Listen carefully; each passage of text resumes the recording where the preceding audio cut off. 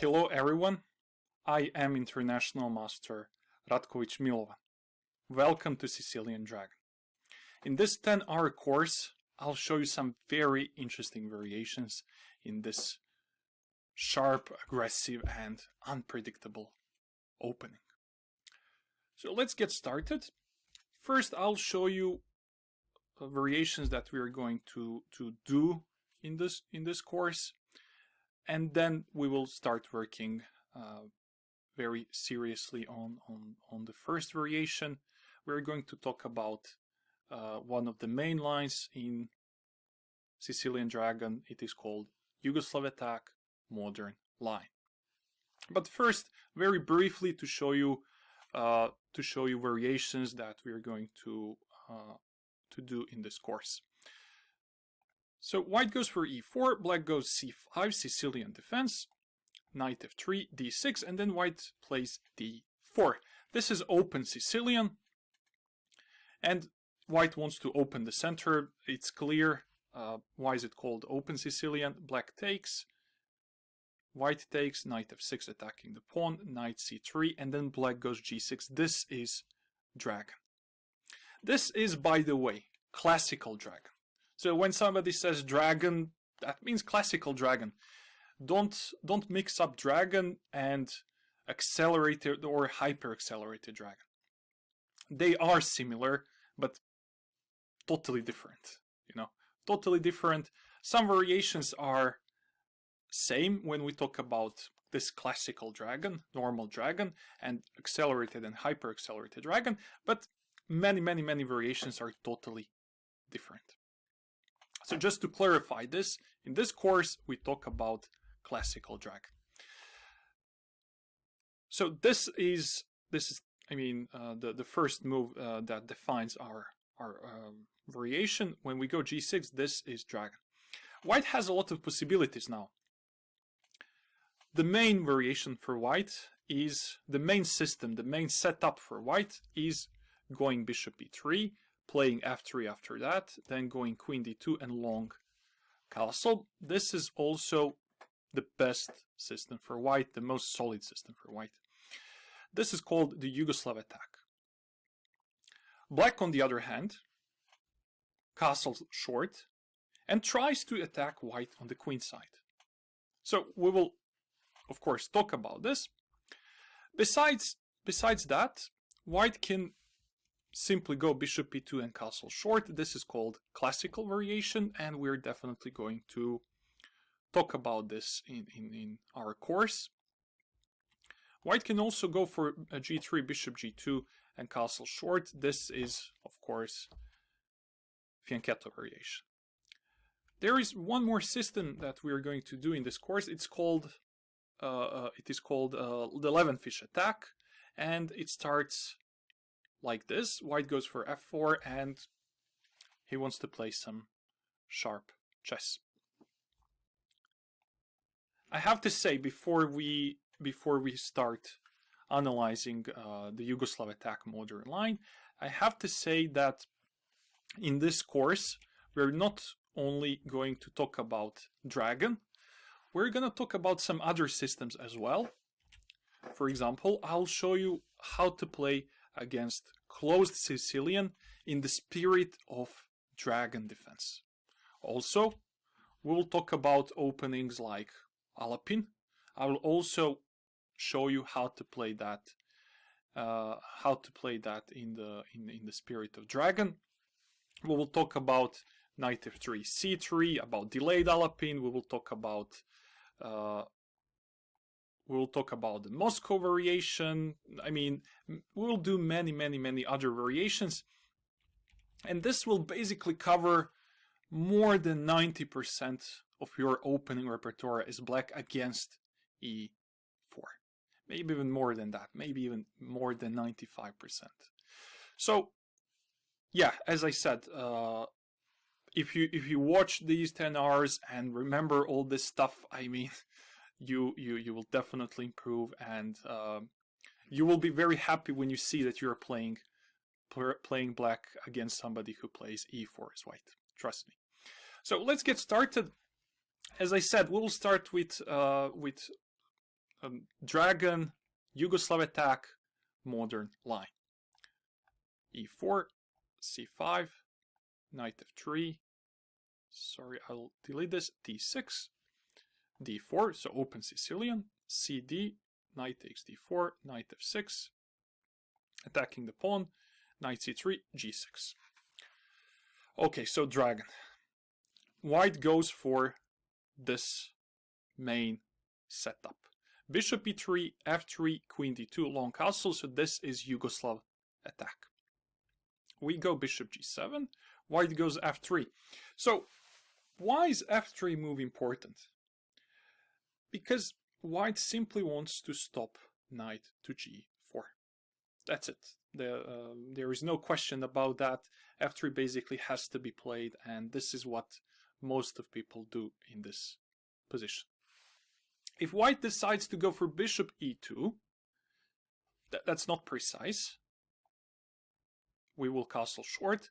And now if white goes queen d2 and long castle, that is totally wrong setup. Basically, when white goes bishop to e2 at some point in the opening, that means probably that white is going to castle short, and it transposes into the classical variation of dragon. We're going to talk about that later in this course. So f3 is, let's say, the main way for white to stop knight g4. Black castles short, white goes for queen d2. Yeah. The next move is long castle, of course. Black plays knight c6.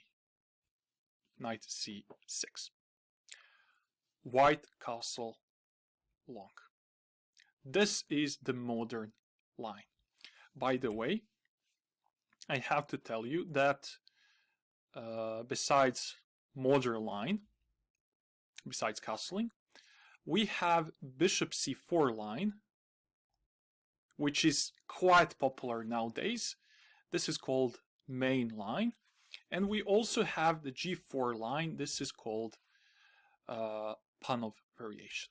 Of course that we are going to talk about everything in this course, but I just want to let you know what are we going to do here, and what are we going to talk about. So long castle, this is one of the main moves for white. Let's go for d5. d5, this is one of the main characteristics of classical dragon. Black goes for d5 in move number 9, I mean, and we simply want to get counterplay. That's all. Now, as you can see, it's already very sharp, and there are many different variations. We will start working on some like main lines in this. Again, let's name it in this variation. It is called Dragon, the Yugoslav Attack, modern line. So ED is the main move. Knight takes d5, knight takes c6, b takes c6. And now we have a couple of possibilities. The main move for white is bishop d4. But before we do that, let's talk about knight takes d5 variation. C takes d5. Now, for people who don't play dragon, who don't know this system, for them it's probably a little bit strange to see this pawn hanging. So we will start with this variation. What happens if white goes for this d5 pawn? You know what? We sacrifice that pawn in order to get counterattack, in order to get counterplay on the queen side. We don't want to trade queens, and this is also one of the main ideas for black in dragon. Black doesn't want to trade queens, no way. We want to attack white king. As you can see, both B and C files are open, so our attack will be very strong. If queen d5, we go queen c7. Yes, the rook on a8 is hanging, but this is nothing scary for us, because we have instant way to win material back. Bishop f5, there is mate threat, and the queen is hanging. Now white has to take the rook. That's like the only move. We take with the king. This bishop should stay on this long diagonal, so we don't want to move it. It's better to take with the king. There is mate threat. White can defend the pawn by going, not defend the pawn, I mean prevent mate by going c3, by going rook d2 or bishop d3. If white goes bishop d3, this is a mistake because there is queen e5 double attack. Game over. If white plays c3, we have bishop takes c3 sacrifice. Game over. So the only good move is rook d2. If rook d2, black should play this important move, h5. So why h5? I know it's a bit awkward to play h5 in position like this. We have perfect bishop on f5. It is definitely perfectly placed. Both bishops are perfectly placed, to be honest. And we want to keep our bishop on f5. But white wants to go g4 in the next move probably. So we just go h5 and we want to keep the bishop on this square. Also later we will probably go with our king to h7. That is definitely the safest place for it. White goes bishop e2 maybe. Now queen b8. We want to provoke some weaknesses over there. Maybe b3. Bishop c3. Let's go queen b4. We have a lot of threats. Maybe check on f4. Bishop f6. King g7. We'll slowly try to make a progress. And in this position, black is better. We cannot mate in the next few moves or something like that. When I say better, I don't mean we're winning, but we are at least slightly better. As you can see, white is material up, mathematically speaking. White has 2 rooks and pawn for our queen.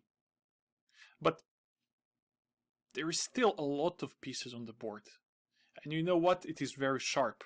In such sharp position, queen is definitely better than 2 rooks. Also, that extra pawn for white means nothing in this position. This is very sharp and unclear position, and we definitely have advantage here because our queen is more flexible than 2 rooks. That's the point. So this is one of the main lines in Dragon in general, and it would be good to know it, to remember it. So let's go again from beginning. e4, c5 very quickly. Knight f3, d6. White goes for open Sicilian. cd, knight takes d4, knight f6, knight c3, and then g6 dragon. White goes for the main setup for the Yugoslav attack. Bishop e3, bishop g7, f3, castling, queen d2. Black should play knight c6, of course. This is perfect square for our knight. And then long castle. After that, d5 should be played. White takes on d5 almost always. This is the main move for white. I mean, almost always. There are also some other. I told you there are some other possibilities for white, but ed is like the main move. Knight takes d. White takes c6, b takes c6, knight takes d5, c takes d5, queen takes d5, queen c7. We know what will happen if white takes the rook on a8. But what happens if white doesn't want to do that? He's satisfied with extra pawn, and white decides not to win more material. So what happens if white insists on trading queens? Queen c5. What did we say? We don't want to trade queens, especially because we are down a pawn. We're not crazy. Of course, we are going to move our queen somewhere. Queen b7 is a good move. The b2 pawn is hanging. White has 2 ways to defend the pawn. White can go queen a3 or b3. I mean, okay, not 2 ways. There are actually, I think, about 4 or 5 ways to defend the pawn, but there are 2 good ways to defend the pawn. This is what I meant. First, I will show you what happens if white doesn't play precisely, if white goes for some some like bad moves. For example, if queen b5. Queen b5 is very suspicious move. Very, very suspicious. Now we can take. But now we take there because we have concrete reason for that. After bishop takes, we have rook b8. And b2 will fall.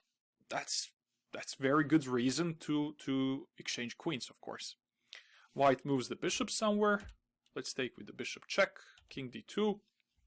You know, a7 is hanging, so let's push the pawn. Let's go bishop f5. Bishop f6 with slightly better position for black.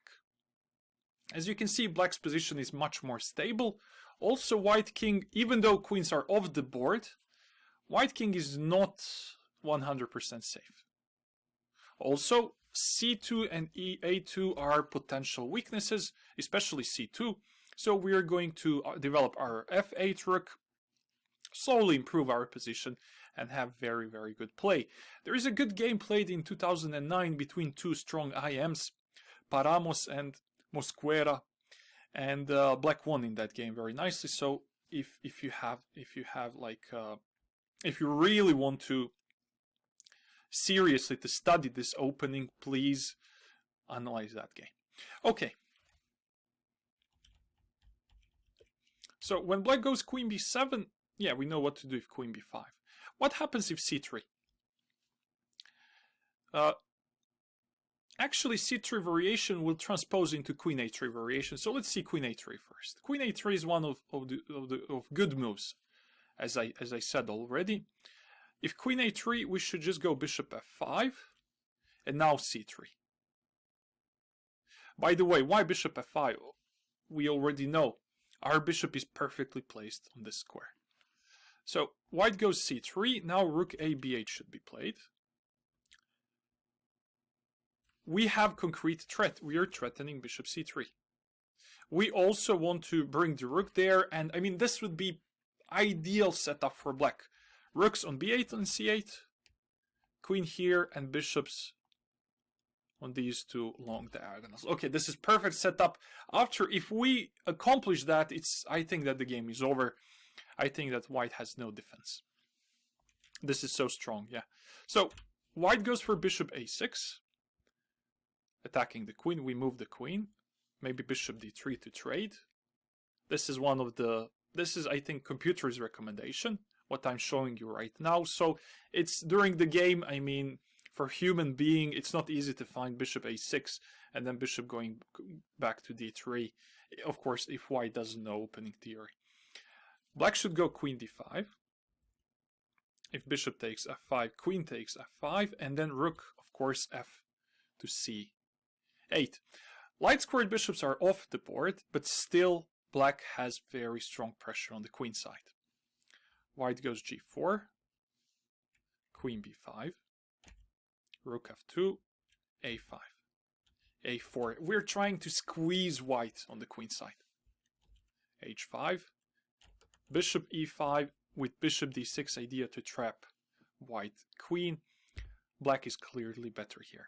As you can see, black is down a pawn, still down a pawn, but black's position is clearly better. Why? Because b and c files are open, and we have very good attacking chances on the queen side. So I forgot to mention that, but in the beginning I should have. If you really like to sacrifice pieces, and if you're really into that kind of player to attack people, if you like attacking chess, to sacrifice, this is definitely the right opening for you. Okay, let's go back again. So in move number 5, we go for g6, dragon. White goes for the Yugoslav attack. And then white decides to play long castle in move number 9. This is the modern line. Then d5 should be played by black. ed, knight d5, knight c6 first, bc, now knight d5, c d5, queen c7, queen c5, queen b7, queen a3. If you remember, probably we should play bishop What happens... Yeah, we played c3 in the previous variation. What happens if white plays bishop d3 instead? Reasonable move, of course. Let's go rook a b8.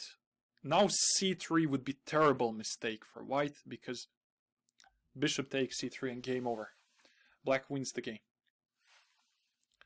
If queen c3 now, we have this pin. If bishop c4, rook c4, queen c4, and then checkmate on b2. If white takes with the pawn on c3, we can just win some material. Check, and then take the rook, and now, I mean, black is winning. I mean, take a look. White king is horrible. So you see, white has to be extremely careful. It is very, very, white has very sensitive castle on the queen side. So c3 cannot be played. No way. No way.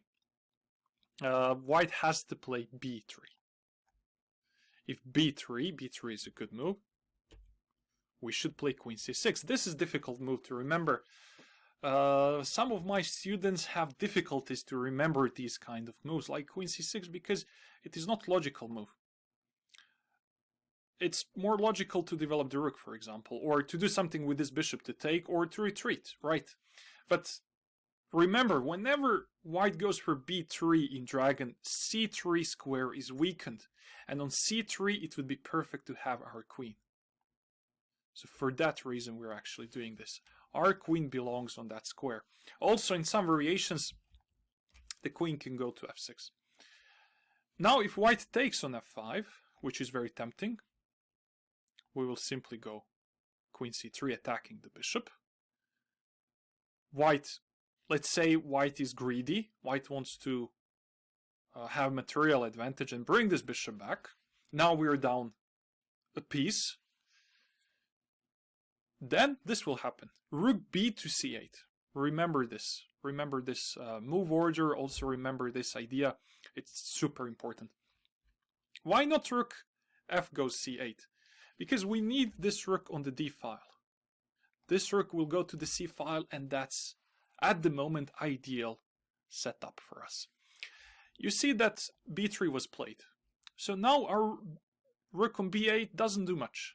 b3 pawn is well defended, and what? Our rook cannot do anything about that. I mean, we can never, almost never sacrifice on b3 or something. So for that reason, this is the right order. They develop the rook, rook f d8, and now we have very simple threat to take on d3 and then to checkmate on c2. Why did I play rook f1 previously? Because this is the main move for white, by the way, because white wants to go rook f2 and defend c2. If that happens, we take there, rook takes, queen takes, and win that minor piece back. White couldn't avoid this, of course. Now the bishop is hanging. If white defends the bishop by taking a7, we should just go queen c3 with mate threat on e1. Also there is queen a1 threat, and this is, you know what, this is winning position for black. White cannot save the game. If white defends the bishop on e3 by taking this pawn, we could just go bishop f8 attacking the queen. The queen goes here probably. Let's give a check. King b1. Let's give a check. Bishop c1. I mean, maybe everything seems normal in white's position. It doesn't seem that black has some decisive advantage. Not yet. But we have queen e1. We have queen e1. And now the only move for white to save the rook is queen e3. But then we have rook e8 with checkmate. Because after queen e1, rook e1, and then checkmate on c1 in the next move. You see how dangerous this is for white. So white has to be very, very careful. So this is one of the most interesting variations in Dragon for sure, where when we go queen c6, white takes on f5, we go queen c3, and white decides to have that material advantage, but it is not good because we just go rook bc8, rook f to d8, and white simply cannot defend this. White cannot defend his position. Now it is basically over. Black is much better. What happens if white, let's say, knows this variation? He is aware that it will be impossible to defend his position, so instead of going bishop d3, white goes for this better move, queen c5. If queen c5 is played, queen b2 should be played, king d2, let's take the bishop. If king e2 is played, king e2 is a good move, white wants to go to safety, then rook fc8, and then c2 is hanging, and it is very, very, very sharp position. Position is slightly better for black according to the engine. There is a good game, by the way, played in 2001 between Grandmaster Handke and Grandmaster Polzin. It was a draw at the end, but very instructive game. Anyway, I think this is enough for the first video about Dragon, about the Yugoslav Attack modern line. Hope you like it, and hope you will enjoy in the rest of this very interesting course.